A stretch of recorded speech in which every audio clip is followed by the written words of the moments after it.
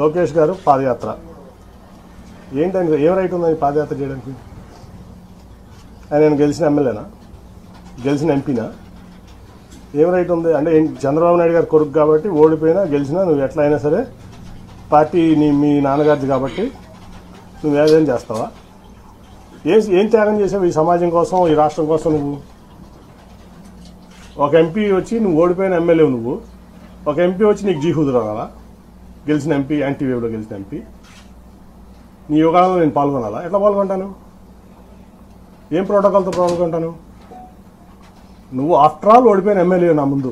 After all party resources వాడుకున్నావు, party infrastructure వాడుకున్నావు, మీ నాన్నగారి పలుకుబడి వాడుకున్నావు, మీ తాతగారి పలుకుబడి వాడుకున్నావు,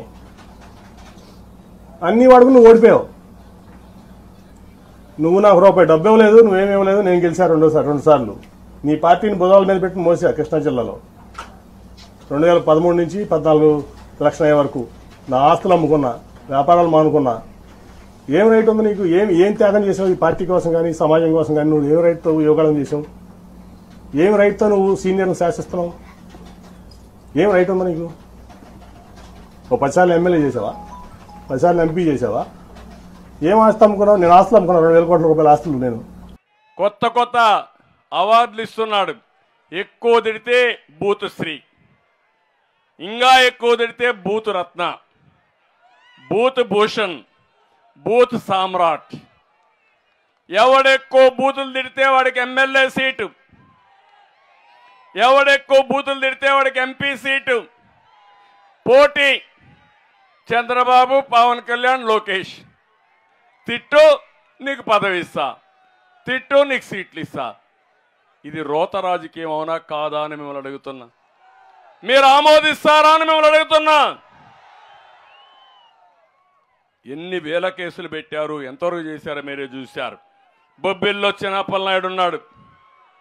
పాపం ఆయనకి చెరువులు, ప్రభుత్వ భూములు యథేచ్ఛగా కబ్జా చేసే పరిస్థితికి వచ్చాడు. ఆయనకు అన్నీ కావాలి. అంగన్వాడీ టీచర్లు ధర్నాలు చేస్తూ ఉంటే ఒళ్ళు బలిసి చేస్తున్నారని బలిసిన మాటలు మాట్లాడుతున్నాడు. అంటే అంగన్వాడీలు పనిచేసేది, పోరాటం చేసేది కడుపు కోసం పోరాటం చేస్తున్నారు. నేను ఇచ్చా వాళ్ళకు 4,000, 5,000 ఉంటే 12,000, 10,000 రూపాయలు ఇచ్చిన ఘనత తెలుగుదేశం పార్టీది.